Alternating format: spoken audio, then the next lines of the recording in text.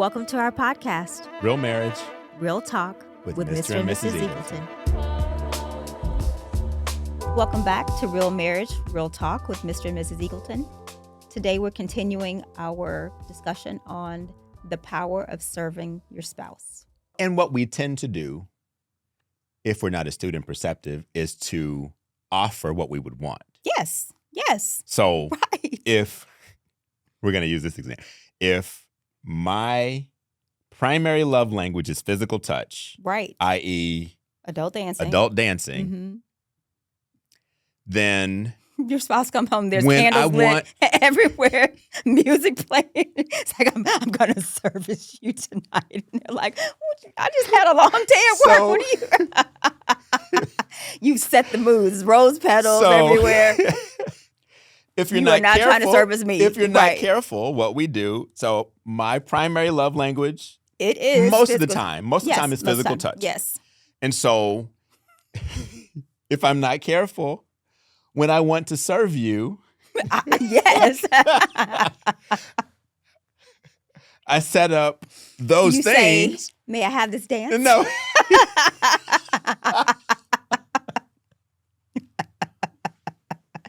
Right. No, I get it. And I think, actually I don't probably, but we tend to offer what we would want. If my favorite ice cream is vanilla, Yes. and I'm going to the store and I'm going to get ice cream for you, if I don't really know you and really know what you want, and then I get vanilla ice cream because I like vanilla ice cream. True. And so when I want to express an attitude or a service to you, I offer what I would want. And so you're going to get all the physical touch. Thank you. Do like I did those cadavers just come in.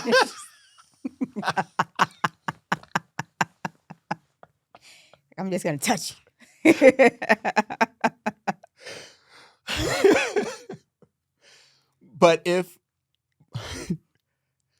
But you may want an act of service. You may want me to run you a bath. Mhm. And so asking that question allows the partner to say what I really want in this moment. Yes. And it may not be what I would have thought. It may not be what I was prepared to provide to you if I'm just thinking about it myself. Mhm. But it gives you the power to say, this is what I want in this moment. And it gives me the power of providing that. There's power in both of those things. Absolutely. So I am empowered to say, babe, right now, I just want some quiet time. Yes. I want to go downstairs. I want to shoot pool and have a drink. Yeah. And you can say, absolutely. What drink do you want? And I'm not offended by any of Right. that. And we're at that point. I mean, things We've are so grown to that. different. And we're in a different stage too. When you have kids and all of these other things going on, because our lives were very, very different when our kids, especially when they were younger, they were busy children. They had sports, theater, chess club, all of these different things, music lessons. They were busy. So it was challenging for us to try to focus on how we serve one another. We would be intentional about going on dates and spending Right. quality time with each other, and even spending quality time when the kids were asleep. But it's not always, we're giving a suggestion, but we know that it's not always an easy feat to even focus on that when you are juggling so many responsibilities. Right. And when you think about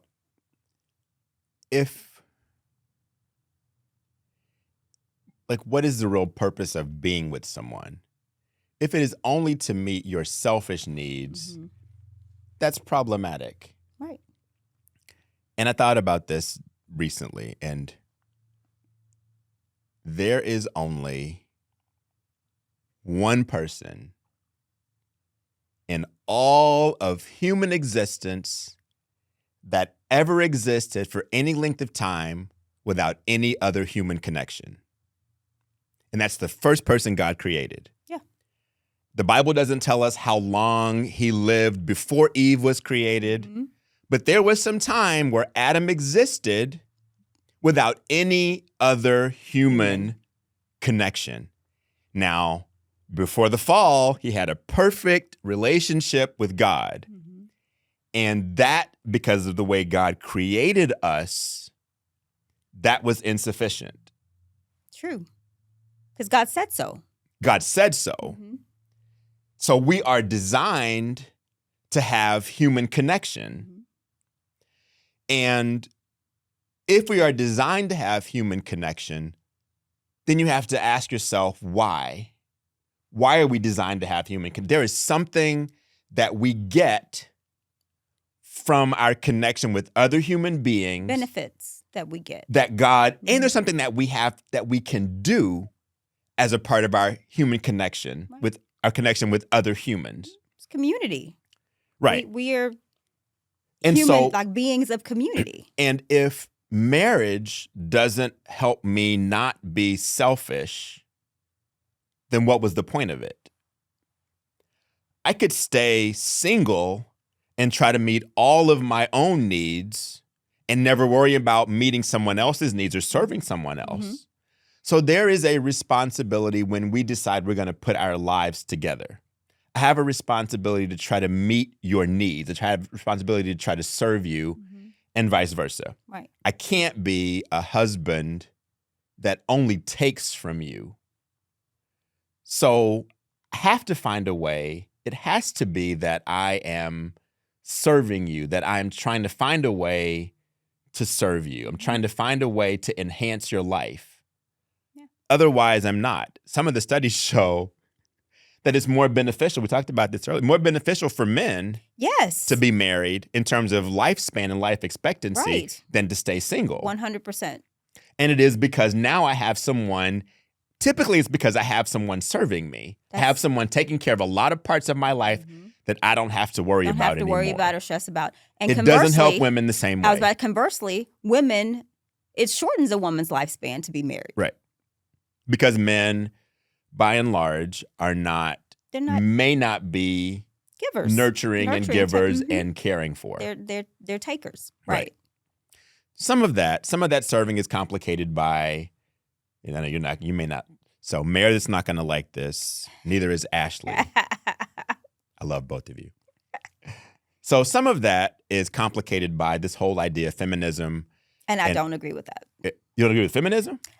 No, I absolutely agree with feminism. I do too.